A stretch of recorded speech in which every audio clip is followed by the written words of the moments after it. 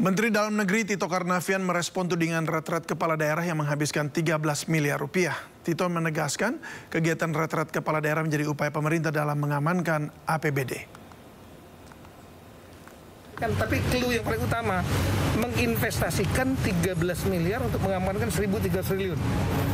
APBD itu 1.300 triliun tuh.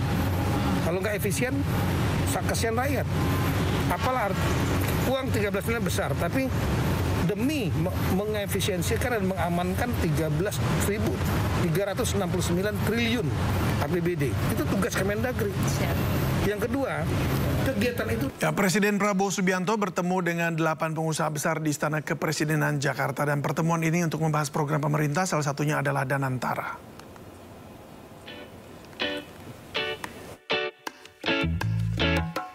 Presiden Prabowo Subianto bertemu dengan 8 pengusaha besar di Istana Kepresidenan Jakarta.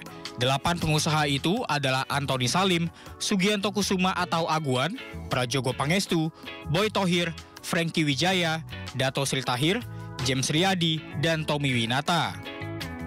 Masing-masing pengusaha tersebut memiliki latar belakang bisnis yang berbeda, mulai dari sektor pangan, properti, energi, keuangan, dan manufaktur. Prabowo pun membahas sejumlah isu strategis, termasuk program makan bergizi gratis, pembangunan infrastruktur, penguatan industri tekstil, hingga upaya swasembada pangan dan energi. Selain itu, industrialisasi dan pengelolaan investasi melalui Badan Pengelola Investasi Danantara juga menjadi topik utama dalam perbincangan. Tim Liputan, iNews melaporkan. Tidak lagi menjabat, tak membuat Presiden ke-7 Republik Indonesia Joko Widodo mundur total dari dunia politik. Wacana Jokowi akan mendirikan partai Super TBK pun mencuat.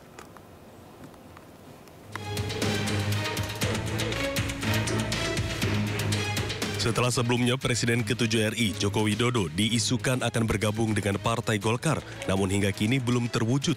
Jokowi pun diisukan akan membuat partai sendiri. Partai dengan konsep Super TBK akan diisi oleh relawan Jokowi. Nantinya partai ini akan super terbuka, pemilihan ketuanya pun dipilih oleh seluruh anggotanya. Itu memang ada ide gagasan untuk membuat partai Super TBK yang saya sampaikan juga kepada relawan-relawan. Anggapannya seperti apa terhadap gagasan ini, partai yang terbuka, super terbuka, ya, nanti pemilihan ketuanya juga dilakukan secara terbuka oleh seluruh anggotanya. Sementara itu, Partai Golkar tak menutup pintu untuk Jokowi bila ingin bergabung. Meski kaget akan adanya rencana ini, namun Partai Golkar persilahkan Jokowi jika ingin membuat partai sendiri. Kan katanya berproses bagaimana dengan Golkar. Ya kan, tapi kalau ada begitu ya namanya warga, apalagi ya mantan presiden 10 tahun kan, ya tergantung beliau kan. Dan memang kan konstitusi kita memberikan ya hak kepada setiap warga negara untuk membentuk itu apapun. Ya tetapi ya itu agak kaget juga. Kenapa? Karena tadinya ini kan ramai terus dengan Golkar, dengan apa dan lain-lain. Tapi kalau ada berita begitu tentu ya kita ya tentu kembalikan kepada beliau. Sebelumnya, Presiden ke-7 RI Joko Widodo sempat diisukan akan bergabung dengan beberapa partai. Namun, hingga kini, mantan politisi PDI Perjuangan ini belum juga berlabuh dengan partai baru. Tim Liputan iNews melaporkan.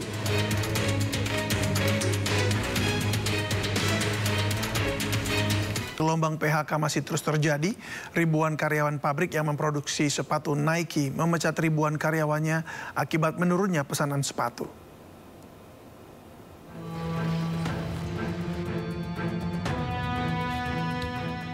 Dua perusahaan besar yang bekerja sama dengan brand Nike terpaksa melakukan pemutusan hubungan kerja ribuan karyawannya akibat berkurangnya pesanan sepatu. Beberapa divisi dalam pabrik dengan total lebih dari 200 karyawan sudah dipulangkan mulai pekan ini. Namun belum ada kepastian apakah akan ada tambahan karyawan yang di-PHK. Baru kemarin itu kan yang pengurangan doang. Kalau yang untuk ada kelanjutannya sih belum tahu. Sebelumnya, Dinas Tenaga Kerja dan Transmigrasi Provinsi Banten telah mengumumkan PT Adis Dimension Footwear telah mem-PHK sebanyak 1.500 karyawan dan PT Victory Chinglu tengah dalam proses PHK terhadap 2.000 karyawannya. Sementara itu, sejak 2024, 12.000 karyawan di Provinsi Banten mengalami PHK akibat sejumlah faktor seperti penurunan permintaan produk hingga efisiensi perusahaan. Dari Kabupaten Tangerang, Banten, Raka Prawirawijaya, iNews melaporkan. Media sosial dihebohkan dengan video viral yang menunjukkan kemasan minyak kita 1 liter yang diduga hanya berisi 750 ml. Berdasarkan pantauan di salah satu pasar kawasan Jakarta Barat, tidak ada takaran pasti dalam minyak kita kemasan botol. Berikut laporan Wenda Nura dan juru kamera Indra Purnama. Saat ini viral di media sosial mengenai isi dari minyak kita kemasan 1 liter yang mana isi bersihnya ini justru tidak mencapai 1 liter, hanya 750 ml saja. Hal ini tentu menimbulkan keresahan dan juga kekhawatiran bagi para konsumen, apakah produk yang selama ini mereka beli ini sudah sesuai atau belum. Dan saat ini saya sedang berada di salah satu pasar tradisional di kawasan Jakarta Barat dan akan menunjukkan bagaimana kondisi minyak kita saat ini. Dan berikut minyak kita saat ini, kemasannya ini ada sedikit perbedaan jika dibandingkan dengan produk yang saat ini sedang viral, yang mana produk yang viral ini bertuliskan 1 liter. Tapi untuk minyak kita saat ini tidak bertuliskan 1 liter. Jadi memang saat ini tidak diketahui isi bersih dari minyak kita saat ini yang beredar di pasaran. Isi bersihnya ini memang betul 1 liter ataupun 750 ml karena memang tidak tertera di dalam kemasannya. Dan sebetulnya untuk kasus ini sebelumnya sudah ditangani oleh Kementerian Perdagangan. Namun karena kasus ini muncul lagi, tentu ini menjadi perhatian khusus kembali dan pemerintah perlu memastikan bahwa produk yang beredar di pasaran ini baik kualitas dan juga kuantitasnya ini harus sesuai dengan standar. Presiden Prabowo Subianto memanggil Menteri Koperasi, Menteri Dalam Negeri, dan Wakil Menteri Koperasi ke Istana Negara. Pemanggilan tersebut untuk membahas keberlanjutan program Koperasi Desa Merah Putih sebagai upaya pemerintah untuk mengentaskan kemiskinan ekstrim. Keberadaan Koperasi Desa Merah Putih itu yang pertama itu untuk kepentingan masyarakat desa.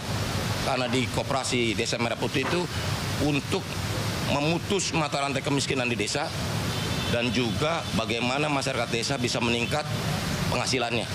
Jadi yang pasti Kopdes Merah Putih ini bertujuan untuk meningkatkan kesejahteraan masyarakat desa dan berguna untuk kemajuan desa di seluruh Indonesia. Jadi intinya gini, Pak Presiden tadi sampaikan Koperasi Desa Merah Putih ini untuk memutuskan rentenir, tengkulak, pinjaman online yang menjerat dan menjadi sumber kemiskinan di desa-desa. Dengan adanya Koperasi Desa Merah Putih yang salah satu unitnya ada unit simpan pinjam, masyarakat desa jauh lebih terbantu dari sisi pendanaan dan juga tidak terjerat lingkaran setan kemiskinan, gitu. Karena utang berutang, tumpuk, gali lubang, tutup lubang, itu kan tradisi yang juga mau dipangkas. Karena itu kami sampaikan bahwa Koperasi Desa Merah Putih ini memang bertujuan untuk membawa kemajuan bagi desa dan meningkatkan kesejahteraan masyarakat desa.